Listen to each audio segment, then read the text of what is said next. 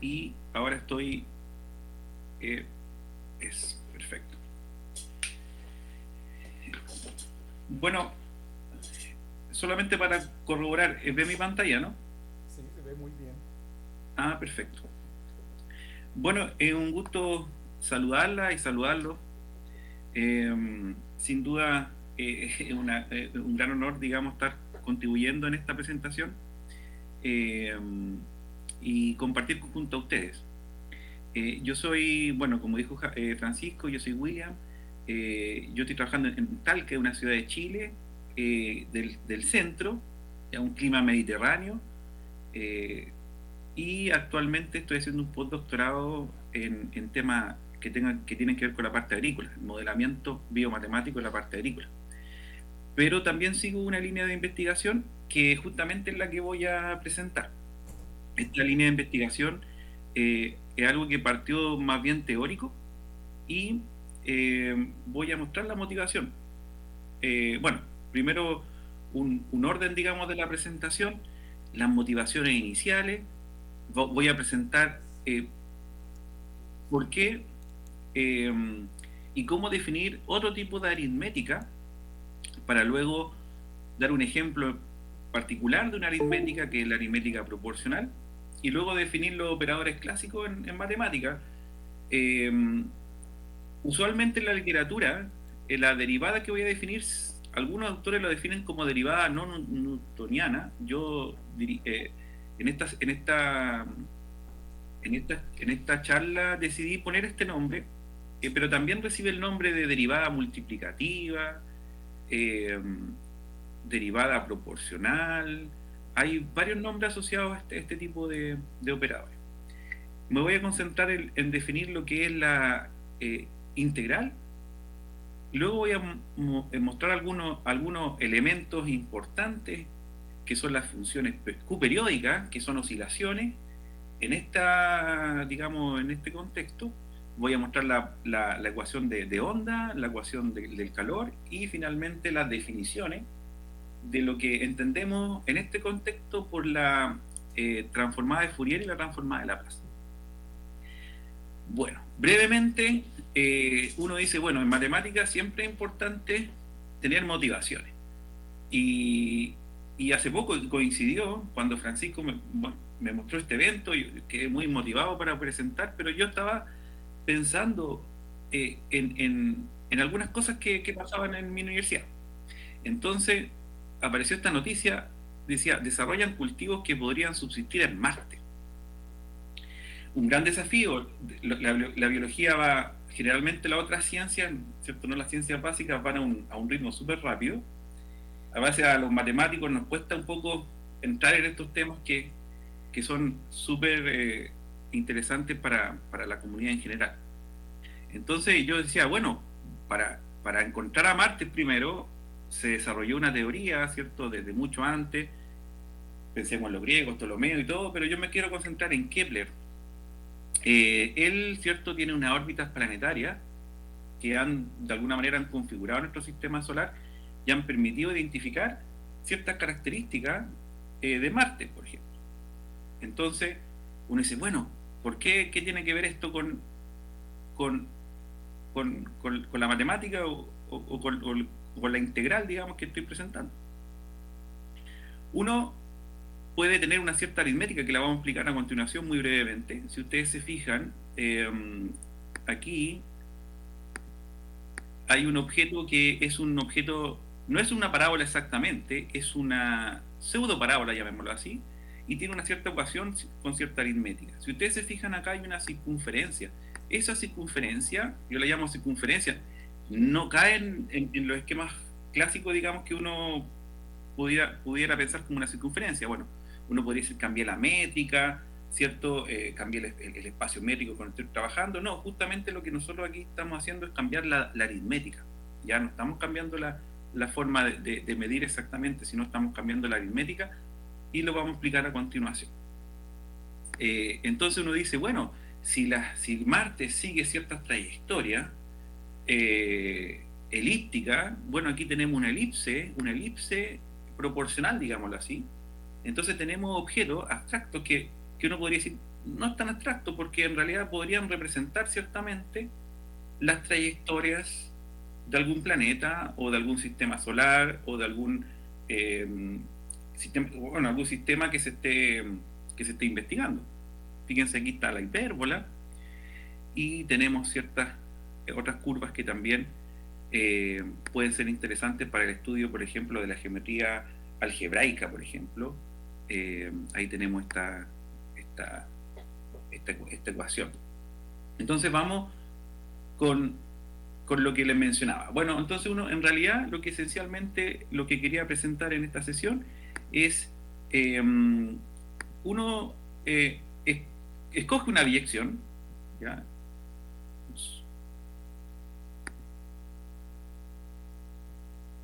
Ahí sí. ¿Ya? Entonces uno escoge una biyección de un conjunto hacia un conjunto I que está contenido en R y puede definir, si ustedes se dan cuenta, estas 4 operaciones. ¿Ya? Entonces, bueno, basta elegir una función, entonces una biyección, y uno puede construir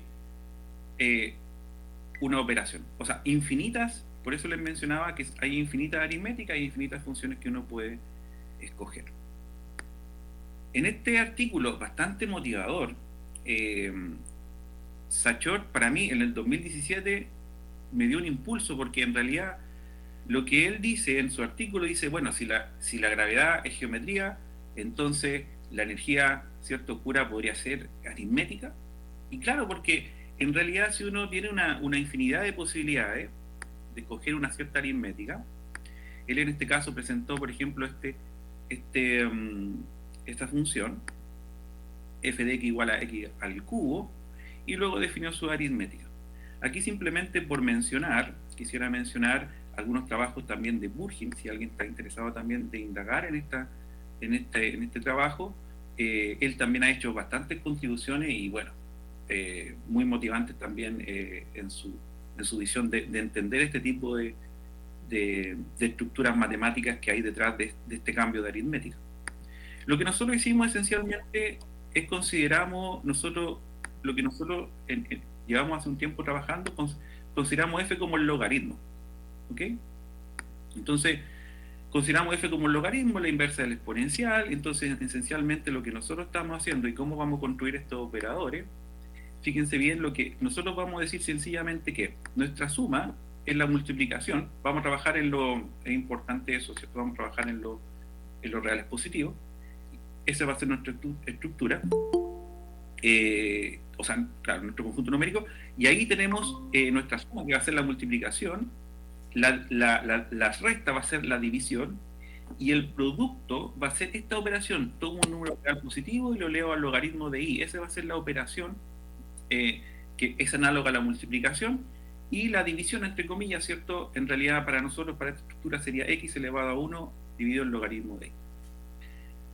Aquí hacemos algunas notaciones, pero en realidad yo los motivo en esta charla, como es breve, y les menciono que para seguir bien la charla es siempre imaginar que cuando digo multiplicación es la suma, esto es la resta, ¿cierto? Esta es la multiplicación usual y esta es la división.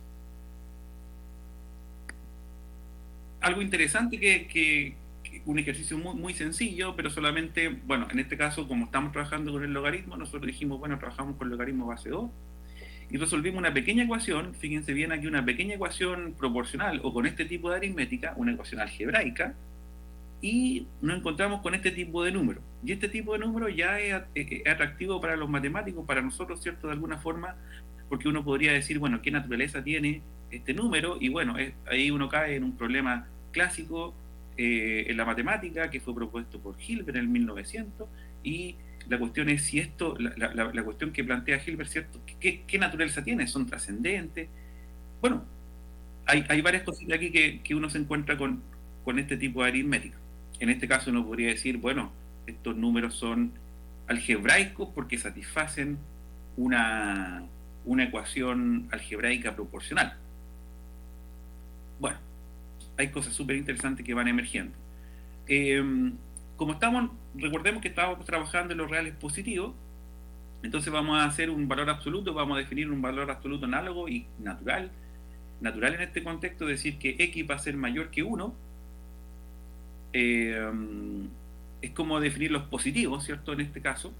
Y x elevado a menos 1 es como el menos x en el valor absoluto tradicional, pero si x está entre 0 y 1, en el intervalo 0 y 1. ¿Ya? Y esa va a ser como la métrica que nosotros vamos a utilizar para definir bien nuestro objeto. Rápidamente aquí la derivada proporcional se define análogamente el límite, fíjense bien el límite tradicional que nosotros conocemos, y vamos a definir esta comparación de cantidades, es decir, voy a comparar el cociente f de x dividido en x0, que es la resta que nosotros conocemos en la derivada usual, dividido por la diferencia proporcional entre x y x0.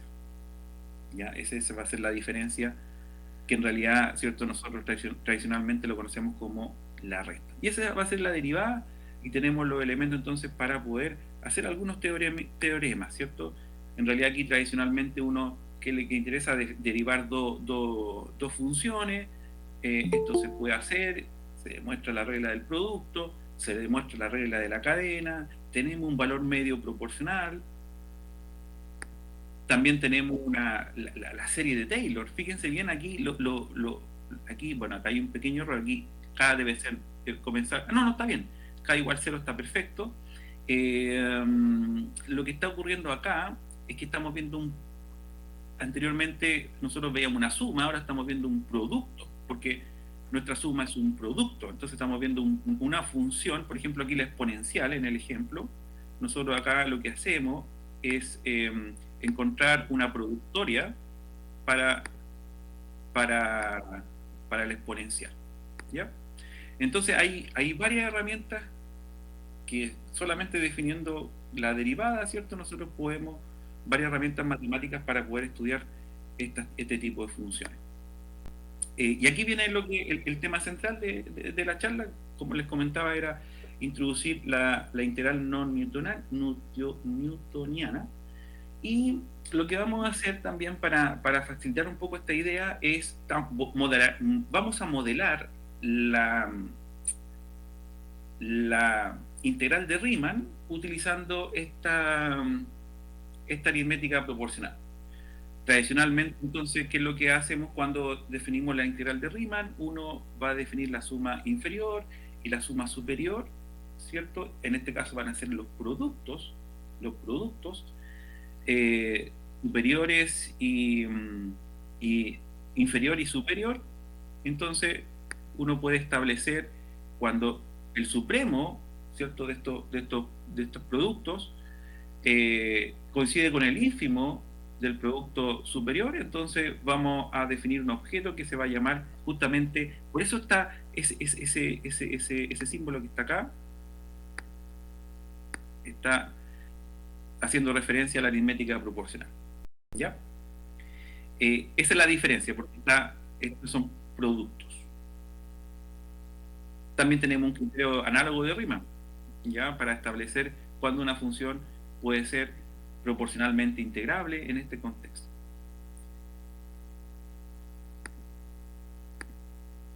También se obtienen resultados clásicos. Aquí un resultado que yo lo diría potente en el sentido que lo que hace este producto, fíjense bien, lo que hace, toma una función en este contexto, ¿cierto? Y lo que hace, entre comillas, lo que se llama como el sueño del estudiante, es decir, entre comillas, no, en este caso no, disculpen, aquí estaba indicando, es decir, si tengo un producto de funciones, disculpen, ahí, si tengo un producto de funciones, lo que se hace, bueno, es natural, porque nuestra suma ahora es la multiplicación y se descompone como el producto de la integral. ¿Ya? Eso es natural en este contexto, pero eso uno lo puede hacer con este operador. También tenemos el teorema fundamental del cálculo, análogo, pero fíjense bien con esa eh, con esa forma. No hay suma ni... ¿Sí? Bien. Bueno, aquí un resultado que a nosotros nos gusta mucho. En realidad, en este contexto, fíjense bien, con la aritmética, con la integral proporcional, es decir, con esta integral no newtoniana, podemos encontrar una primitiva de la función gaussiana.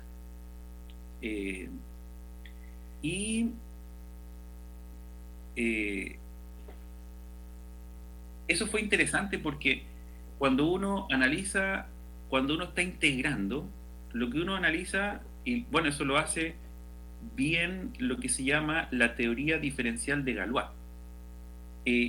Dice cuáles son las funciones que se pueden integrar según las técnicas o según la estructura que subyace en la integral de Riemann tradicional.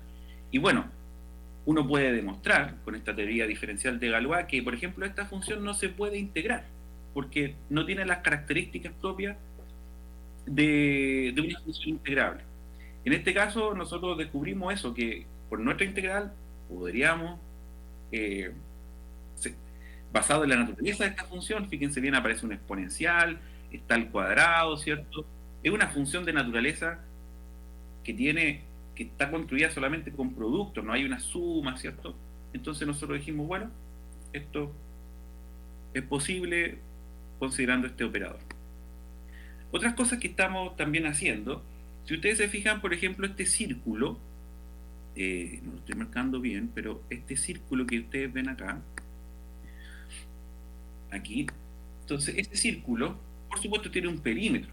Entonces, lo que uno logra, bueno, uno tiene la ecuación algebraica del círculo. Aquí justamente hemos representado la ecuación algebraica del círculo. Y aquí puse pitatoria porque todavía estoy muy decidido en si lo coloco el símbolo de integral con ese globito, con esa, o realmente uno coloca sencillamente la pitatoria para decir que es la integral no newtoniana. Lo interesante es que uno con cálculo análogo al cálculo integral, uno logra establecer, si ustedes se fijan, que el cuarto de círculo, o sea, este perímetro que está acá como el cuarto del círculo, equivale al número e elevado a pi cuarto. Si uno lo multiplica, lo eleva a 4, tengo e elevado a pi, y en realidad entonces lo que hemos construido es una representación geométrica de un número trascendente e elevado a pi. Eso hay que seguir indagando porque en realidad hay que convencerse y hay que hacer bien la demostración de que realmente esa es la medida, ese es el perímetro de este círculo. Y si es así, bueno, entonces hemos logrado una representación de varios números ascendentes, una representación geométrica, y eso siempre es bienvenido. Francisco, ¿cómo estoy con el tiempo? No quisiera repasarlo.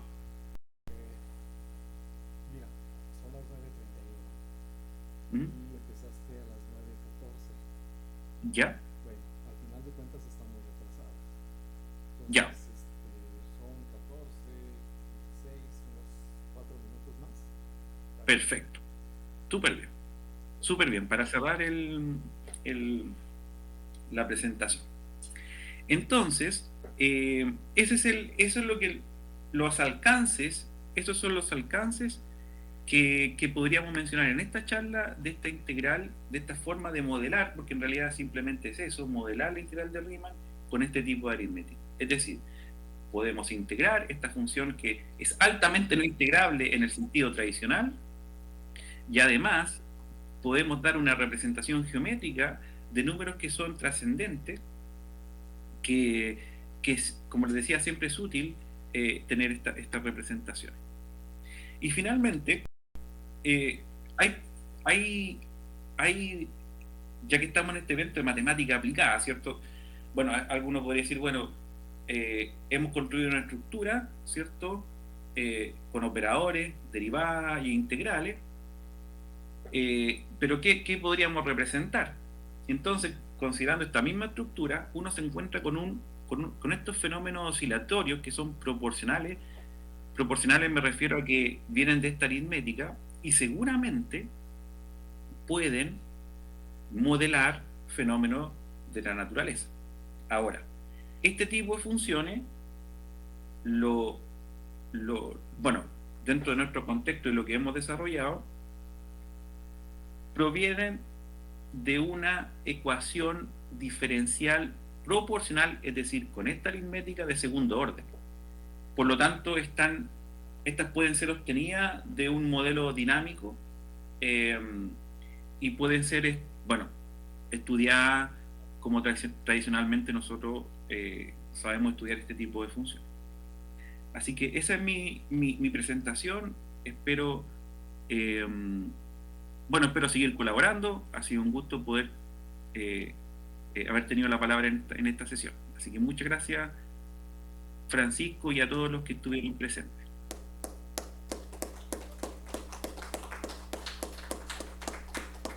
Muchas gracias, William. ¿Alguna pregunta? ¿Se les hace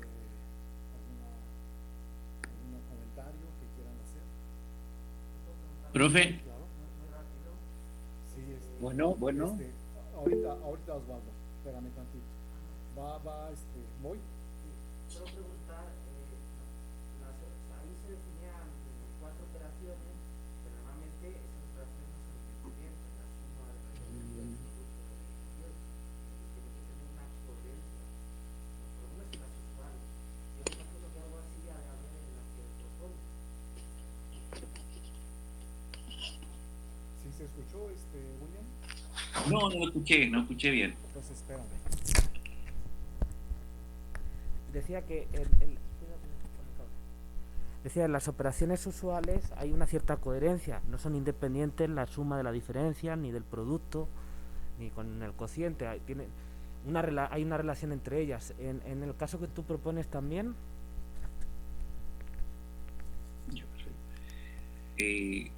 No escuché muy bien, pero creo que algo. Tú me dices sobre la potencia, ¿cierto? En las operaciones usuales aparece la potencia, ¿no? Decía que en las operaciones usuales no son independientes la suma del producto, la suma de la diferencia, el producto con el cociente, etc. ¿En este caso es igual? Sí, o sea, hay que imaginarse lo mismo, exactamente.